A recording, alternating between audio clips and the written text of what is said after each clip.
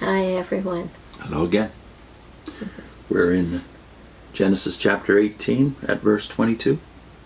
The men turned away and went toward Sodom, but Abraham remained standing before the Lord. Then Abraham approached him and said, "Will you sweep away the righteous with the wicked? What if there are 50 righteous people in the city? Will you really sweep it away and not spare the place for the sake of the 50 righteous people in it? Far be it from you to do such a thing, to kill righteous with the wicked, treating the righteous and the wicked alike. Far be it from you. Will not the judge of the earth do right? Of all the earth do right." The Lord said, If I find 50 righteous people in the city of Sodom, I will spare the whole place for their sake." Then Abraham spoke up again. "Now that I have been so bold as to speak to the Lord, though I am nothing but dust and ashes, what if the number of the righteous is 5 less than 50? Will you destroy the whole city because of the 5 people? If I find 45 there," he said, "I will not destroy it." Again he spoke to him and said, "Suppose 40 are found there." He answered, "For the sake of 40 I will not do it."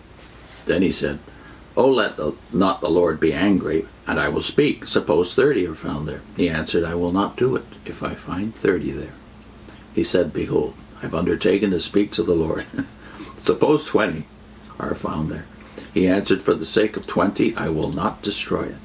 Then he said, "Oh, let not the Lord be angry, and I will speak again, but this once.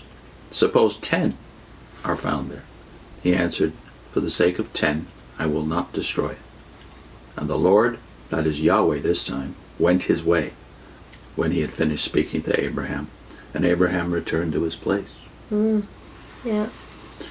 Well, first thing as a witness will have to notice is Abraham still stood before the Lord. The angels, actually it says in the Hebrew, Abraham still stood before Yahweh. Yeah. The two others that we later found out are angels, have gone towards Sodom. Then Abraham drew near. Approached to, is it in there? In verse 23, he approached him. And then at the end, approached him. And then at the end, 33, Yahweh went his way when he had finished speaking. So again, we have the plain declaration that there's a theophany. God is standing Visible. by him and walking with him as a man. Yeah. I can always find, or at least I can always remember finding some comfort in the way this exchange happens between Abraham and God. Just comfort in the fact that he felt comfortable enough with the Lord to bargain with him, to argue with him. This seems pretty outrageous, but perhaps it is because he has someone he's seeing and has seen before and spoken with before, that he feels comfortable enough to have that kind of conversation with the Lord. That's the risk the Lord takes, apparently, as appearing as a man. When you think of the contrast with Mount Sinai, where he appears as a pillar of fire, shaking a mountain, and nobody wants to talk with him. Yeah. No. But here, the old cliche, familiarity breeds contempt. So God takes a risk when he appears as a man. In any other form other than the world-shaking form, any other kind of theophany is risky, and God is willing to take that risk. Yeah. So this is, I guess thinking of it as God then being this way, though, is comforting in the sense that what human beings do you feel the most comfortable with speaking? Now, as a witness, I would never have spoken to elders like that, or the governing body, and they wouldn't have tolerated it. But here God tolerates what could be viewed as a bit of cheek on the part of Abraham to speak this way to him. But God's patience here, Yeah. because he knows something Abraham doesn't know. And that is behind this conversation, because we know how it's going to work out. Yeah. He doesn't. He knows, God knows, something that Abraham is only going to find out, or at least Lot's going to find out. There's really only 4 people going to come out of Sodom, and they're all going to be Lot's family. And I think because Abraham is thinking in the now, and his relatives are there, so he's in the now. And when we talk to God, we're generally in the now. We don't know the history before and after. We don't have that knowledge. We made the point in the Genesis 6 discussion that God waited until the entire world was filled with violence before he acted in the time of the flood.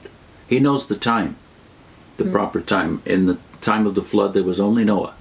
We don't even know the spiritual state of his family. We just know Noah was righteous before God.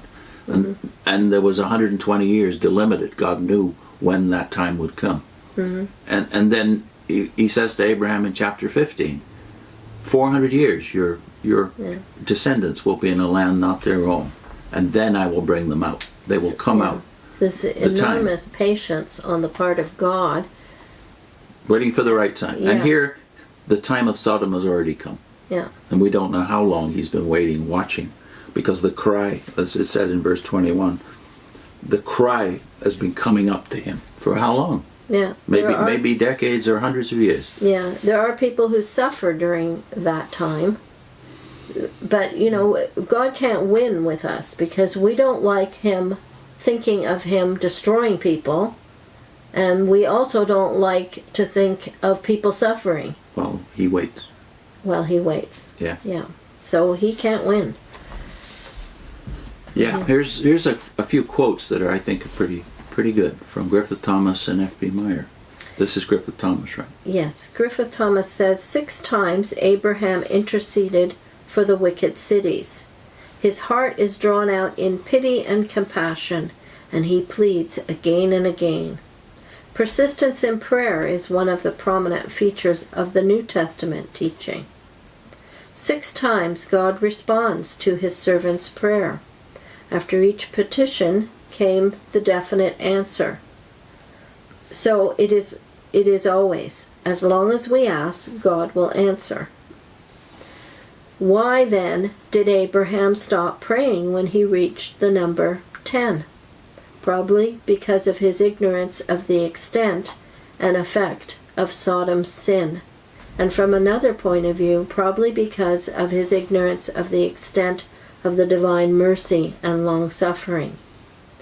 As it has often been said, Abraham ceased asking before God ceased giving. Very good. And here's F.B. Meyer from his little book on Abraham. There were not 10 righteous men in Sodom, but Lot and his wife and his 2 daughters were saved, though 3 of them were deeply infected with the moral contagion of the place. And God's righteousness was clearly established and vindicated in the eyes of the surrounding peoples. In closing, we remark one of the great principles in the divine government of the world. A whole city had been spared if 10 righteous men had been found within its walls.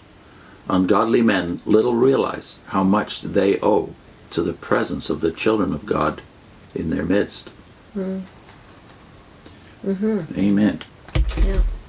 We'll put in a link to a video you did. On prayer. So I think it was called How My Prayers Improved After Leaving the Jehovah's Witnesses.